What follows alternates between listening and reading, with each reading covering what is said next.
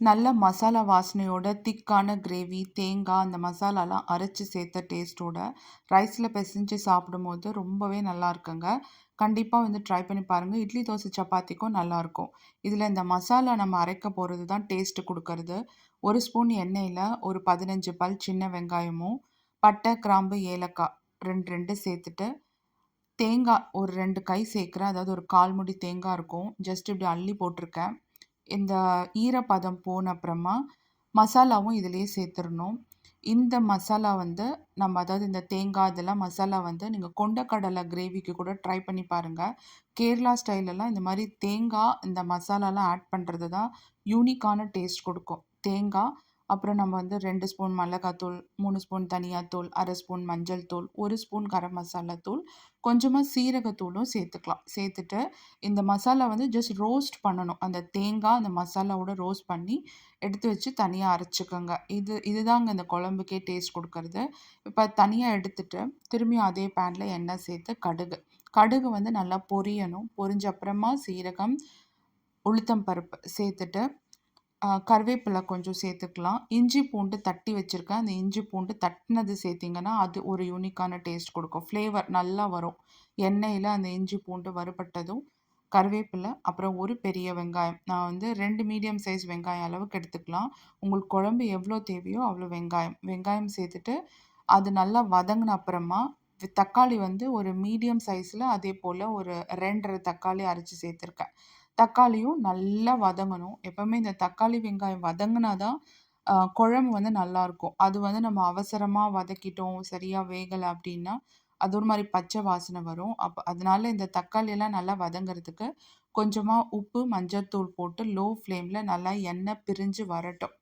அந்த மாரி அப்பதான் அது வந்து திக்கா அந்த மாரி வரும். இப்ப வந்து நம்ப இந்த தேங்காவ அரைச்சுட்டு கொண்டு வந்துரலாம். அதிலேயே நம்ம மிளகாத்தூள் போட்டதுனால, இதில தனியா எதுவும் ஆட் பண்ண போறதில்ல. கொஞ்சமா தண்ணி விட்டு, தக்காளிலாம் நல்லா வதங்குன அப்புறமா, கொஞ்சம் கிரேவிக்காக கொஞ்சம் தண்ணி சேர்த்துருக்கேன். இப்ப நம்ப அரைச்ச மசாலாவ சேர்த்துரலாம். அரைச்ச மசாலா வந்து ஏற்கனவே வதக்கி அரைச்சதுனால, ரொம்ப நேரம்லாம் கொதிக்கணும்னு அவசியம் இல்ல. இது ஆல்ரெடி வெந்தது தான். ஸோ ஜஸ்ட் மிக்ஸ் பண்ணிட்டே, அந்த குழம்பு கன்சிஸ்டன்சி நம்ம கூட்டிட்டே, ஒரு ஜஸ்ட் ஒரு 5, 7 மினிட்ஸ் இது கொதிச்சா போதும். அந்த மிக்ஸி ஜார்லயே நான் நல்லா கொஞ்சம் கலந்து எடுத்துட்டு, அப்புறம் எனக்கு அது கிரேவிக்கு எவ்வளோ வேணுமோ, கிட்டத்தட்ட அந்த மிக்ஸி ஜார்ல ஒரு 3/4 பவுல் கிட்ட நான் தண்ணி சேர்த்துக்கிட்டேன். அதுக்கப்புறம் உப்பு. அந்த தண்ணி சேர்க்குறோம்னா, மெயினா வந்து அந்த உப்பு கன்சிஸ்டன்சி தான் நம்ம அட்ஜஸ்ட் பண்ணிக்கணும். ஏன்னா தண்ணி சேர்க்கும்போது உப்பு வந்து டைல்யூட் ஆயிரும். அதனால கொஞ்சம் உப்பு எக்ஸ்ட்ரா சேர்த்துக்கணும். அவ்வளோதாங்க. இந்த கிரேவி கன்சிஸ்டன்சி எனக்கு போதும். நீங்க இன்னும் ஆட் பண்றதா இருந்தா ஆட் பண்ணலாம். இது பார்த்தீங்கன்னா, கிரேவி அவ்வளோ திக்கா, இந்த மசாலாவோட அவ்வளோ சூப்பரா இருக்கு. இது நம்ம சிக்கன் கூட நம்ப இதே மெத்தட்ல செய்யலாம். ரொம்பவே நல்லாயிருக்கும். நான் வந்து இன்னைக்கு ஜஸ்ட் ஃபிஷ் இருக்கு. எனக்கு சைட் டிஷ்ன்றதுனால எக் தான் சேர்க்கிறேன். ஸோ எக் கீரி சேர்த்துருக்கேன். எக்கு போட்டுட்டு, நல்லா ஒரு கைப்பிடி அளவுக்கு கொத்தமல்லி. எப்பயுமே கொத்தமல்லி எல்லாம் குழம்புல தாராளமா சேருங்க. ஏன்னா வந்து கீரைக்கு ஈக்குவலன்ட்டான சத்து வந்து கொத்தமல்லி, புதினாலயும் இருக்கு. அதுவும் வந்து கீரை தான். ஸோ எப்பவுமே அது நல்ல ஒரு கைப்பிடி அளவுக்கு ஃபுல்லா சேர்த்துருங்க. குழம்புல அது வந்து டைல்யூட் ஆயிரும். அவ்வளோதான் ஒரு 5 நிமிஷம் ரெடியான எக் கிரேவி ரெடிங்க. கண்டிப்பா ட்ரை பண்ணி பாருங்க. இப்போ வந்து நம்ம ஃபிஷ் ஃப்ரை எப்படி செய்றதுன்னு பார்க்கலாம். இந்த மெத்தட்ல நீங்க எல்லா ஃபிஷ் ஃப்ரையும் செய்யலாம். ஆ மெயினா வந்து மிளகாய் தூள் 1 ஸ்பூன், தனியாத்தூள் அதே அளவுக்கு 1 ஸ்பூன், பெப்பர் அதே அளவுக்கு 1 ஸ்பூன், அப்புறம் வந்து கொஞ்சமா மஞ்சள் தூள் ஒரு 1/2 ஸ்பூன், உப்பு வந்து மிளகாத்தூள் எவ்வளோ சேர்த்துருக்கோமோ அதே அளவுக்கு உப்பு, அப்புறம் 1 ஸ்பூன் இஞ்சி பூண்டு பேஸ்ட் இதையும் நான் தட்டி வச்சிருக்கிறது இதையே சேர்த்துக்கிட்டேன். அப்புறம் ஒரு 1 டேபிள் ஸ்பூன் அளவுக்கு எண்ணெய், அப்புறம் லெமன் ஜூஸ் வந்து 1 டேபிள் ஸ்பூன் அளவுக்கு ஸ்க்வீஸ் பண்ணிடுங்க. இத வந்து நான் ஃபர்ஸ்ட்டு பெசஞ்சுட்டு லைட்டா கொஞ்சமா தண்ணி ஊத்தி, அந்த கன்சிஸ்டன்சிக்கு நம்ப பெசஞ்சுக்கணும். நல்லா இப்டி ரொம்ப தண்ணியாவும் இருக்கக்கூடாது, ரொம்ப திக்காவும் இருக்கக்கூடாது. இந்த மாரி ஒரு கன்சிஸ்டன்சி வந்ததுக்கப்புறம் நம்ம ஃபிஷ் ஃப்ரை ஆட் பண்ணலாம். ஃபிஷ் பார்த்தீங்கன்னா, நான் இன்னைக்கு சால்மன் ஃபிஷ் யூஸ் பண்றேன். நெறைய பேர் நம்ம வந்து சால்மன் ஃபிஷ் வந்து யூஸ் பண்றதில்ல. ஆனா, இதுல தான் வந்து அதிகமான ஒமேகா 3 ஃபேட்டி ஆசிட்ஸ் இருக்கு. இது அவ்ளோ நல்லது உடம்புக்கு.